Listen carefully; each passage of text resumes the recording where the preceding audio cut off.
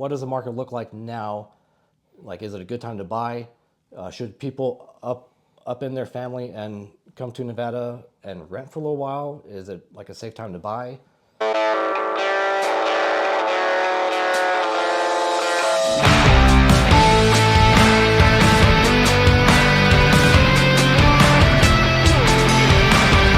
Cory Rockwell. Dude, can we call you a famous TikToker? I don't know about that. I don't know what qualifies.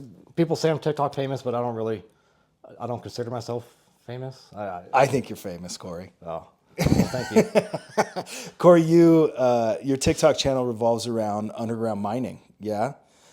Take us through how that all started. I mean, you don't see much of that content on the social platforms. Yeah, sure. Well, historically and traditionally in mining, you're not allowed to have your cell phone. You're not allowed to make videos. A lot of mines will let you make, a little video to show your mom and dad, but not on the scale that I do it. Right. And there's nothing special about me. I was just a first idiot who asked if I could do it. And my mine manager was like, yeah, it sounds like a great idea, Right. So I started doing it. Everything was very controlled. Every video had to be approved by several people. Oh, really? Yeah. So I couldn't just, if you look up underground mining, you'll see a ton of videos, but 99% of them are not approved. Right. It's just, shaky footage of somebody doing X, Y, Z. Right. A lot of people have been fired for posting videos online. I bet. Because mining companies are publicly traded companies, so they have to be careful Right. on what gets out there. Right. So, but I went through the proper channels. I got permission to do it about 4 years ago. And that's the reason I started TikTok was just to make mining videos. What are you mining for right now? Right now, silver. I've always been a hard rock gold miner, which is like usually our metals, silver, copper. I've only mined for gold, silver, and copper. Awesome.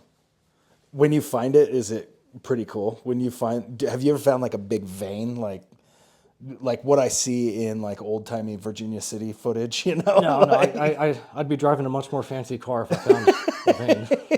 But now the old timers got all the stuff you can physically see and touch. Right. So now we're all You take modern. big pieces through all the processes, through all the like filtration processes. Yeah. So in modern mining, we're getting all the leftovers, which is the microscopic stuff that you can't see. Right. And this is crazy, dude. How far beneath the ground are you? I tell people, for the sake of argument, roughly a mile, because the last 2 mines I've worked at, one was like just shy of a mile, one was just shy over a mile. So I just to average it out, a mile. That's awesome. Yeah. Cory just got done buying a house, and I wanted to take everyone through what it took to buy, what were some struggles that you had, what were some things that you didn't know about the buying process and I guess we'll start there. What were some things about the buying process that you weren't aware of before we started looking for homes?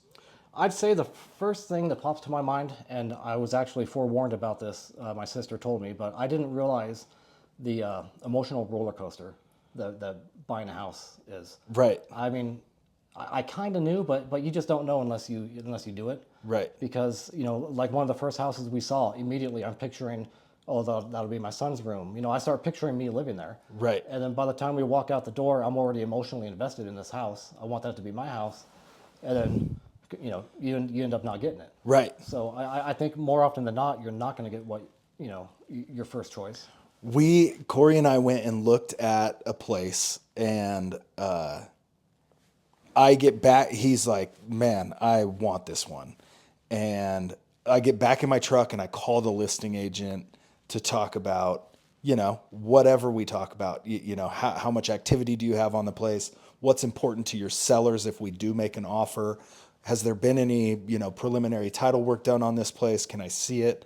I get on the phone with the agent, and the agent's like, we just accepted an offer like 15 minutes ago. And I was like, you could have told us you had an offer while we were on our way to the house. And I thought I had it in the bank because it had been listed already for 2 months, 3 months? 63 days or something like that. It's been on the market, and that's how it works out, dude, every time. Yeah. There's no activity until one of our clients gets interested in it, and then all of a sudden there's multiple offers on the place. And I saw the neighbor. He was a motorcycle guy. Right. I already started picturing like having a beer with him. Yeah. But yeah, I mean that's just thankfully everything worked out. But definitely an emotional roller coaster buying a house. It was for sure. And yours was pretty smooth, to be completely honest with you. We looked at maybe 10 or 12 homes before you found the one. What was it? What clicked with that place that made you think? Because we changed our criteria quite a few times. We were looking at stick built single family homes, and we ended up at a condo townhouse situation. What was it about what we saw that made it click for you that was the one that you were going to pull the trigger on?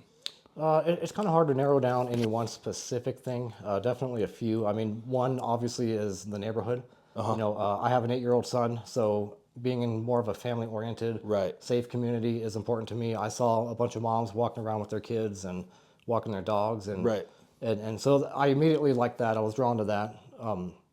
And then second, I've never lived in a gated community, which is what I have now, and I don't know. I kind of thought that was cool. Keeps the riffraff out at nighttime, Right. when the gate is closed. Right. But mainly just the family. And exterior maintenance was a big plus, if I remember correctly. You're taking a can I say this? You're taking a job in Alaska or something like that. Yeah. So you're going to be away from the place for a couple of weeks at minimum each time that you go up there, correct? Yeah. So having some exterior maintenance done on the property, and you not having to worry about a roof leak while you're gone, or making sure that your stucco is intact before you leave. That was a pretty big piece, at least in my mind, while I was shopping for you.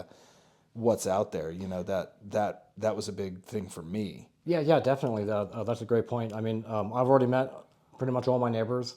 That's cool. There's going to be plenty of people who keep an eye out. Right. I've explained to them while I'm gone for 2 weeks, there shouldn't be anybody here. So if you happen to see anybody, Right. hit them up or call the police. But yeah, I mean, it's not like you live out in the middle of nowhere, Right. where you have no idea what's going on. I mean, if anything happens, they can just text me or call me and Right. let me know what's going on. I'm going to put you on the spot here. What could we have done better during the process? Is there anything? I mean, honestly, no, I can't. You think can of say any. something. Don't just say no because I want Yeah, you to say no. But believe me, I really want to make you look like a piece of shit right now. I can't. I mean, honestly, dude, you're a freaking badass, man. I mean, I've heard a lot of horror stories from people who have bought houses and stuff, and like literal horror stories. And I mean, you're a great dude. I mean, from start to finish. Dude, that makes me feel so good. Yeah, definitely, man. That's fantastic. I've already referred you to countless people. Just tell them, hey, if you're in the market, whatever, hit up my guy Cal. Yeah, baby. So. When you were buying your house, what did the Lewis Group, what did we do well? Instantly comfortable. You can get vibes off of people. You were easy to talk to. Super cool. What I really liked was the consistent and constant contact. Like I could text you at midnight because I have a random question, and you'd get Right. back to me. Like you don't have to set appointments. If you have a concern, an issue, call, text. The communication was constant and consistent and great. Right. Thanks, dude. First day we met, he shoots me a text. I'm waiting at the property. I have met his mom and his sister and his brother-in-law. I sold his mom's house a while back. And this is the first time I'm going to meet Cory. And he texts me. He's like, I'm here at the house. I'm around the corner. I'm in the little Toyota with bullet holes in it. And I was like, what am I getting into here, dude? So I just kind of glazed over it. I was like, all right, I'm right around the corner. What? And then I get to the property and I look at his car and I'm like, I don't see any bullet holes. And then like 2 or 3 properties later, he's like, what'd you think about my bullet hole text? I was like, dude. So then I knew, like, oh, this guy's a goof, dude. Yeah. We're going to get along just fine. Yeah.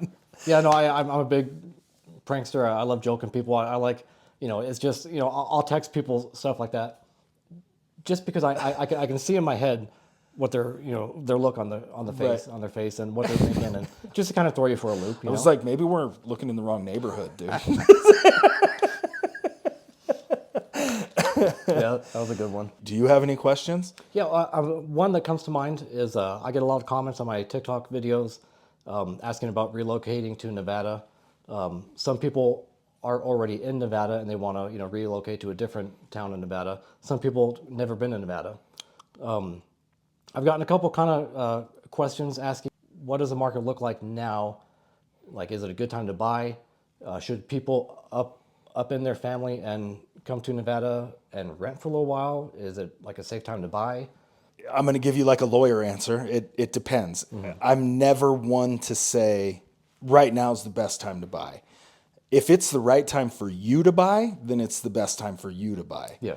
If that makes sense. I can't stand when people are like, right now is the best time it's going to be to buy in the next 5 years.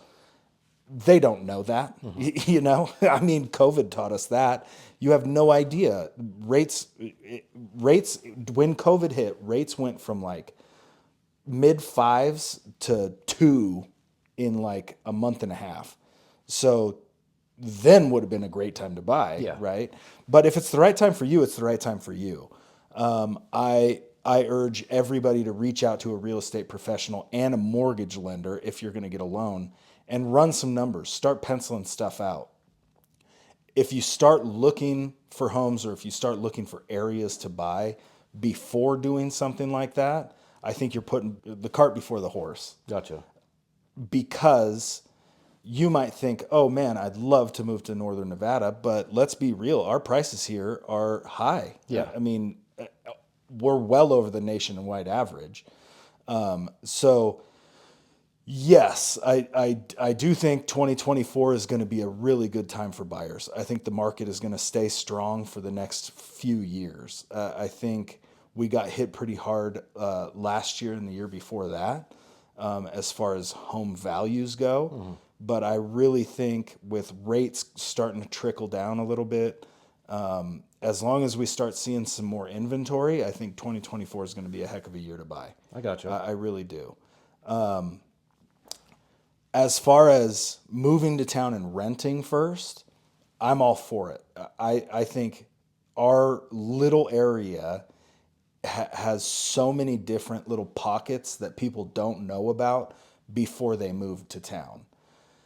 So while renting, kind of kicks yourself in the butt a little bit, paying somebody else's mortgage, this home buying decision is huge. It's a huge decision. Yeah. It would be cool to get in and start paying your own mortgage real quick. You might hate that area that Yeah. you were looking in first, Yeah, that's a great right? point.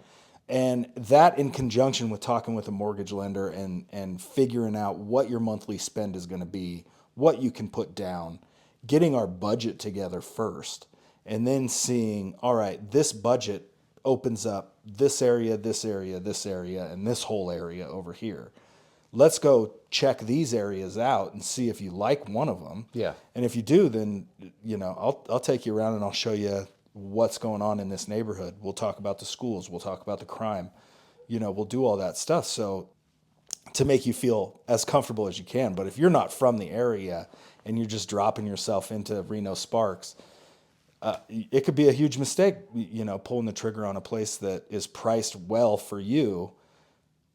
And in 6 months, you're like, man, I can't stand it here. Yeah. I'm so far away from the grocery store, whatever it may be. The schools are brutal here, whatever. So I'm all for renting beforehand. As a realtor, we can't say this area is better than another area. We have to have our client figure that out. We have to be the source of the source. Here's the crime data. Here's the school data, all that stuff. So if you're unfamiliar with the area, definitely call up a real estate professional. Call me up, call Ben up, and we'll take you around. We'll show you all the demographics of the area. And as far as relocating to Northern Nevada, man, do it. I've lived all over the place, and I love this area. There's so much to do. It's a fun time to be in Reno. It's a fun time because it's growing so fast, and you get to see all these changing from the biggest little city to a decent sized little city. Yeah. I just think it's an awesome time to be here. So if you can get here, get here. I personally love it. My life drastically changed and got better once I moved to Northern Nevada. Right. I was born and raised in Los Angeles. I Yeah. miss certain things about it, but I wouldn't want to raise a family in Los Angeles. There's to be so honest. many people down there, dude. I was just down there. It's like a people farm. Yeah. It's crazy. Yeah. It's chaotic. And you brought up a great point about renting first and Nevada. When people think of Nevada, they think of Las Vegas, Reno, and Area 51. They don't know. Right. That's Nevada to them. Right. And they think Reno the rest- 911. Yeah, Yeah. Reno 911. Yeah, that's a good one. They've never heard of Lovelock, Nevada, Right. Winnemucca, Fernley, Fallon.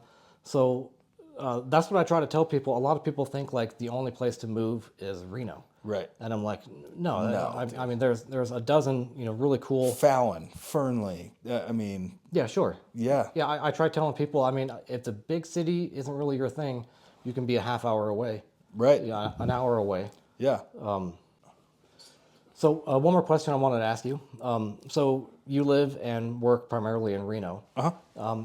Let's say I got somebody who hits me up and they want to maybe look at properties in Winnemucca or anywhere between here and the 2-hour drive to Winnemucca. Do you have reach out there? Like, can I still refer them to you? Or Heck yeah. I'll sell all the way to Winnemucca for sure. Okay. Winnemucca is about the extent of how far I'll go. But I urge you to just hit me up anyway. Anywhere in the state or anywhere in the nation, hit me up. Let me know what your needs and wants are and what kind of budget we're working with. I'll help you find, if I can't service that area, I'll help you find a realtor that I trust for you. I'll kind of do the legwork. I'll interview a couple of agents in that town. I'll, go through all their reviews and stuff like that. And then talk with them realtor to realtor and figure out, if they're worth their salt. I gotcha. Yeah. That makes sense. If you get a chance, hit TikTok, hit Cory Rockwell. It's just his name, and he's got some awesome content. It's really entertaining to watch, and it's crazy that you're a mile underground. Yeah. I mean, to me, it's so normal. People say you got to be crazy to go underground, and maybe so, but like I think you got to be crazy to want to be a truck driver, driving coast to coast. Right. I mean, we all have different, degrees of craziness. At times, I would say the majority of the time, I'm more comfortable being at work underground than I am sitting here or being at home. But like, it's just something about, I don't know if it's just something in underground miners' DNA, but like, I feel at home underground. The fact that there's a mile worth of rocks and dirt on top of me and I could die at any moment doesn't really, like, you just don't think about it. It's just so normal. It's normal life. Man. Well, thank you, dude. Yeah, thank you. Yeah. Thank you.